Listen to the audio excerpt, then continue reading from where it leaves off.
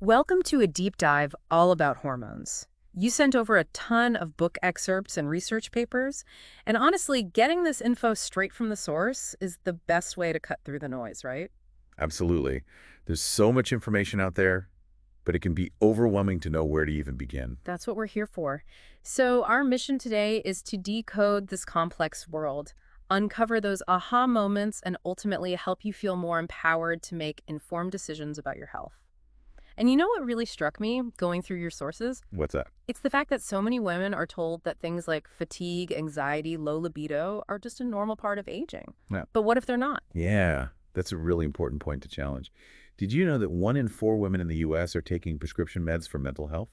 And many of those cases are linked to hormone imbalances. Wow, 1 in 4. That's huge. Yeah. It really makes you question that whole it's just part of getting older narrative. Exactly. It points to a larger hormone crisis that many modern women are facing. Right. And often it's driven by things like stress, unrealistic expectations, and a lack of reliable information. Okay, so before we get too deep into specific imbalances, maybe we should do a quick recap for our listeners. What exactly are hormones, and why do they matter so much? Great question. Hormones are basically chemical messengers that control so many functions in our bodies. Everything from mood and energy to sleep and reproduction. When they're balanced, it's like a well-oiled machine. Mm-hmm. But when they're out of whack, things can start to feel off. Okay, that makes sense. So when we talk about hormone imbalance, we're talking about these messengers getting their signals crossed. Exactly. And one of the biggest culprits behind this hormonal mayhem is stress. Yeah. You know, that feeling of being constantly wired and overwhelmed. Oh, yeah. Tell me about it. Well, chronic stress can literally hijack our brains and bodies. It triggers something called the amygdala hijack. Have you heard of that? Sounds intense, but I'm not familiar with it. So the amygdala is like our brain's alarm system. And when we're constantly stressed, it can get stuck in the on position. It's like a car alarm that won't stop blaring. Okay, I'm getting the picture. I guess that constant state of alert can't be good for our hormones. You got it. Dr. Gottfried refers to this as an HPA axis malfunction. Essentially, your body's stress response system is in overdrive. And this can lead to a whole cascade of issues, from cravings for sugary foods and difficulty sleeping, to even holding on to stubborn belly fat. So it's not just in our heads, stress really does have a physical impact on our hormones. Absolutely.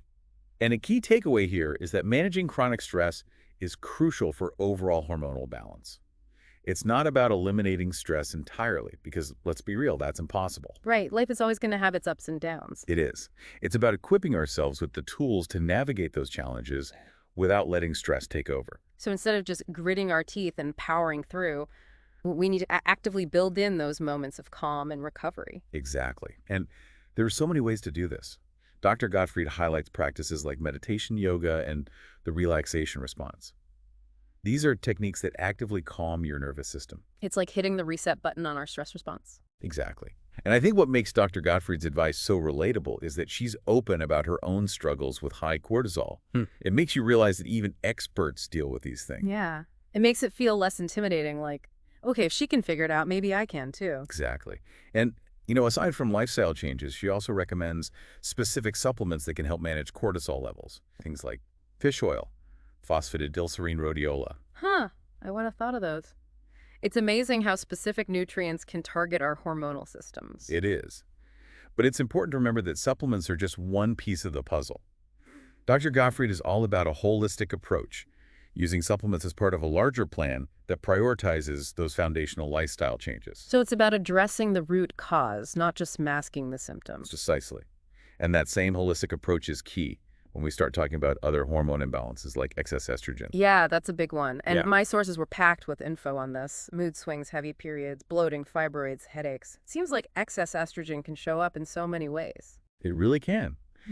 And it's often a case of our hormones getting thrown out of whack by things we might not even realize. Like one of your sources talked about the dangers of BPA, that chemical found in food can linings. Right, I remember reading about that. So that innocent-looking can of soup could be contributing to estrogen dominance. It's possible BPA can actually mimic estrogen in the body, disrupting that delicate hormonal balance. Choosing fresh or frozen produce over canned goods is definitely one way to reduce your exposure. Okay, good to know. And there was another connection that really surprised me, the link between high insulin levels and excess estrogen. Yeah, that one's fascinating. Essentially, weight gain can worsen estrogen dominance because fat cells can actually produce estrogen. And you know what often contributes to weight gain? High insulin levels, which are often linked to a diet high in processed foods and sugar. So it's like a double whammy. We eat the processed foods, our insulin spikes, we gain weight, and then the excess weight produces even more estrogen. Exactly. It's a Yeah, vicious cycle. But the good news is we can break that cycle by making healthier choices. Okay, so it's not just about ditching the canned goods, it's about taking a closer look at our overall diet and lifestyle. you got it. And don't forget about your liver health. That plays a major role in detoxifying estrogen. So reducing alcohol intake and supporting liver function can make a big difference. Wow. It's amazing how interconnected all of this is. It's like a domino effect. It really is. And speaking of interconnected systems, we've talked about high cortisol and excess estrogen, but what about when estrogen levels are too low? Right, because that can happen too, especially as women get older. Exactly. Declining egg count and FSH levels can contribute to low estrogen, leading to symptoms like hot flashes, vaginal dryness, difficulty sleeping, and even low libido. And these aren't just issues for women going through menopause, right? Nope, they can occur earlier in life too. And regardless of age, they can really impact a woman's quality of life. One of my sources shared this amazing story about a woman named Joanna. She was only 34 and struggling with a lot of those low estrogen symptoms.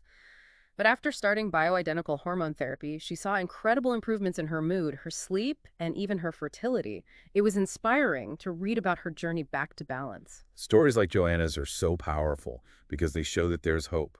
And while bioidentical hormone therapy can be a game changer, it's crucial to work with a knowledgeable healthcare provider to determine if it's right for you. Absolutely. It's not a one-size-fits-all solution. So what are some other options for addressing low estrogen?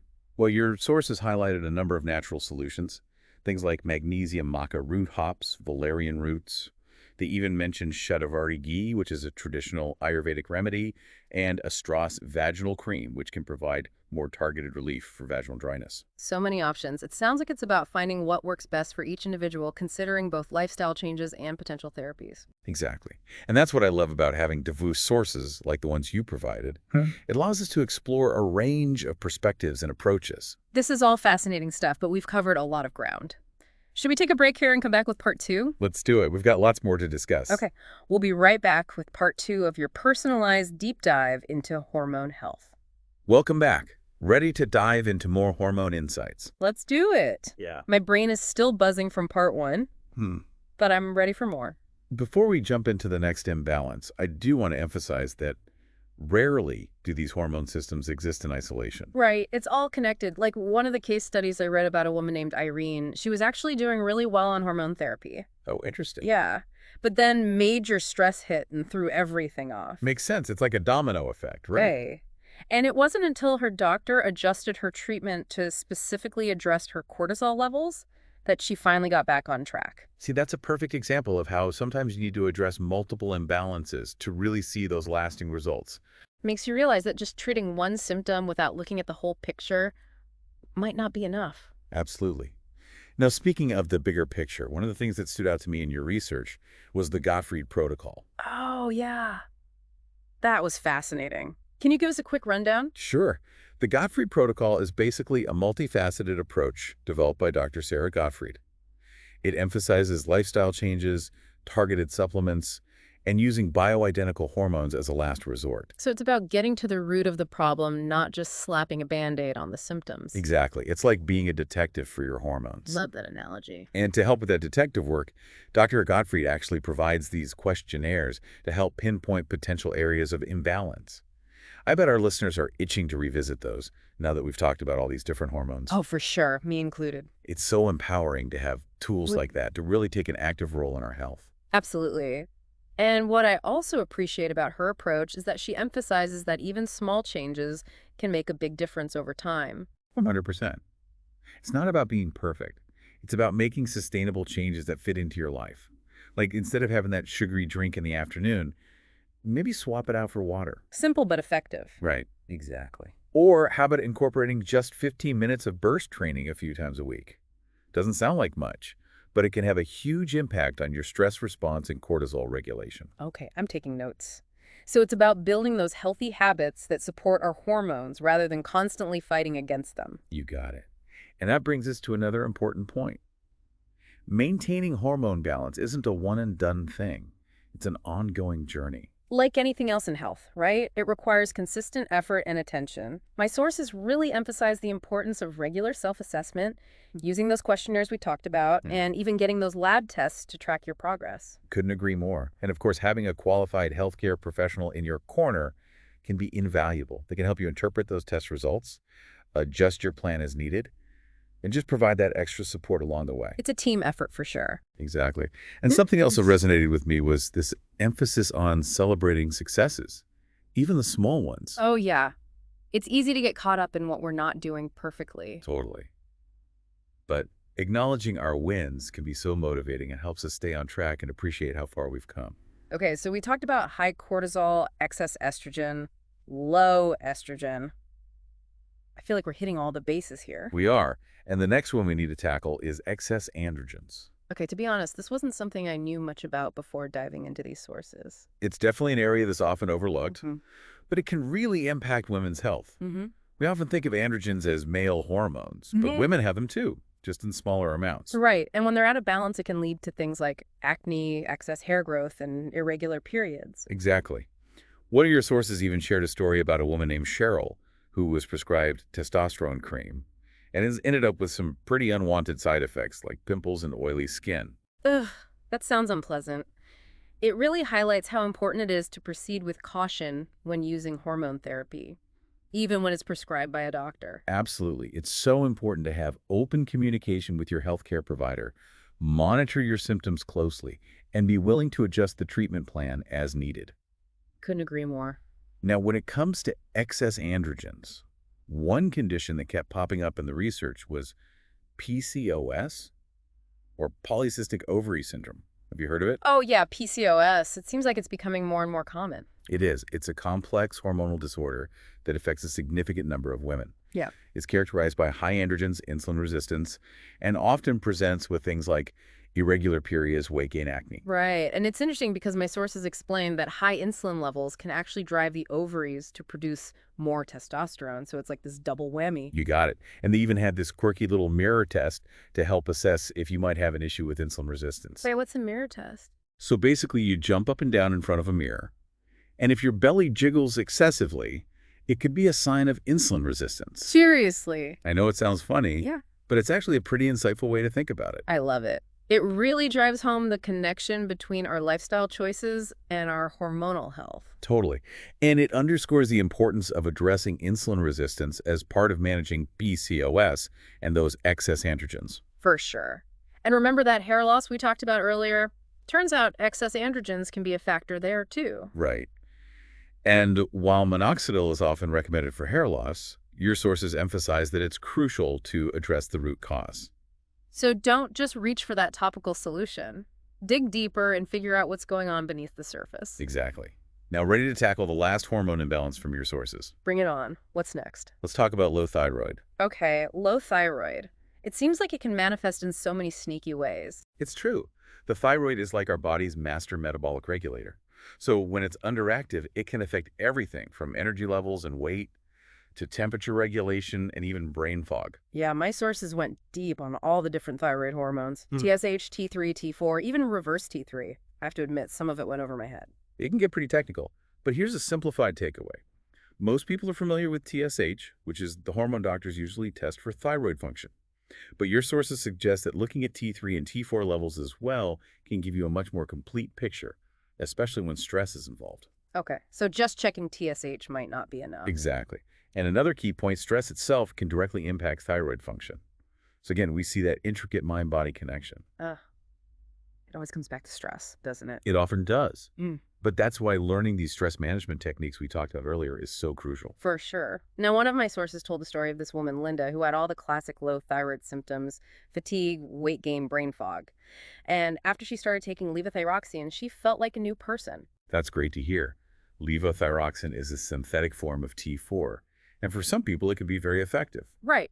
But then my sources also mentioned something called desiccated thyroid hormone. What is that? Good question. Desiccated thyroid hormone is derived from animal thyroid glands, and it contains a natural mix of both T3 and T4. Some people find it to be more effective than just taking synthetic T4 alone. Oh, interesting. So it's like getting a more complete form of thyroid hormone replacement. Exactly. And regardless of which type of thyroid hormone replacement you're using, your sources really emphasize the importance of monitoring your symptoms and those lab values closely. Got it. So it seems like we're seeing a pattern here. There's rarely a one-size-fits-all solution when it comes to hormones. You nailed it. It's about finding the right approach for your unique body and symptoms. And that takes some trial and error and a willingness to work closely with a healthcare professional who really understands this stuff. Okay, so to recap, we've talked about high cortisol, excess estrogen, low estrogen, excess androgens, and now low thyroid. That's a lot of hormone info. It is. But the key takeaway here is that hormone imbalances are common, but they're not inevitable. Right. And with the right knowledge and support, we can absolutely achieve and maintain that balance. Absolutely. And it all starts with taking a holistic approach, recognizing that it's not just about hormones in isolation, but about understanding how lifestyle choices, nutrition, stress management, even environmental factors all play a role. Right. It's about taking charge of our health and realizing that we have more power than we think. Couldn't have said it better myself. Okay, so we've talked about high cortisol, excess estrogen, low estrogen, excess androgens, and low thyroid. It feels like we've covered every hormone in the body. Pretty much. And while we've just scratched the surface, there are some really important takeaways to remember. Absolutely, like how interconnected everything is, right? It's not just about hormones in isolation. It's about lifestyle, nutrition, stress management, even those sneaky environmental factors we talked about. Exactly. Mm. And that holistic approach really stood out to me in your research. It's not about popping a pill and calling it a day. It's Yeah. about taking a proactive approach to our health. Right, and realizing we actually have a lot more control than we might think. Exactly. It's empowering, right? Totally. But I have to admit, I'm feeling a little overwhelmed too. Like, where do I even begin? And what about those times when we inevitably slip up? Life gets crazy. We miss a workout. We reach for that comfort food instead of the salad. It happens to all of us. We're human, right? Perfection isn't the goal. Right. So how do we get back on track without feeling discouraged? Well, one thing Dr. Gottfried suggests is revisiting your why. Like, remember those initial reasons you wanted to balance your hormones in the first place? What was it that sparked this whole journey? That's such a good point. It's so easy to lose sight of the bigger picture when we're caught up in the day-to-day. Exactly. So reconnect with those motivations. That can be a powerful way to reignite your commitment when you're feeling tempted to give up. And it's a good reminder that this is about more than just symptom relief, right? It's about feeling our best, living a fulfilling life, honoring our bodies. Exactly. And speaking of feeling your best, another strategy Dr. Gottfried talks about is this idea of acting as if. Okay, I'm intrigued. What does that mean? It's basically about shifting your mindset and behaving as if you're already the person you want to become. So if I want to be someone who prioritizes hormone balance, I start acting like I'm already that person. Exactly. Even if you don't fully feel it at first, going through the motions can start to create real change. Wow. So it's like a self-fulfilling prophecy for our health. Exactly.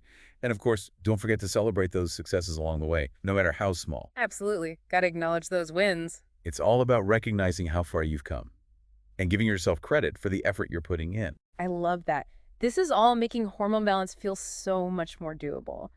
Okay, so before we wrap up, one last question. We've talked a lot about women's health, but what about women who are past menopause? Do hormones still matter once you're beyond the stage of hot flashes and irregular periods? Absolutely. While the hormonal landscape shifts after menopause, hormones still play a crucial role in overall well-being. So even if we're not dealing with the same symptoms, there's still a benefit to supporting hormone balance during this stage of life. Totally.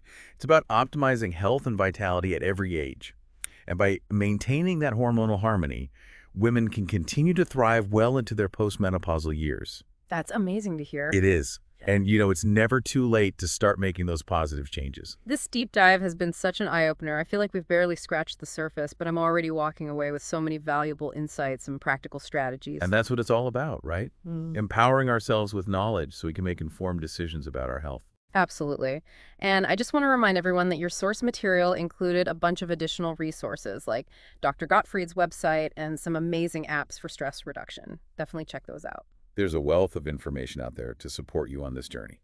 All right, well, on that note, I think it's time to wrap up this deep dive. Thank you so much for joining us. It's been an absolute pleasure exploring the fascinating world of hormones with you. The pleasure was all mine. And to all our listeners out there, remember, trust your body, Listen to its signals and never underestimate the power of even the smallest changes. Every step you take towards better balance is a victory worth celebrating. Until next time, stay curious and keep learning.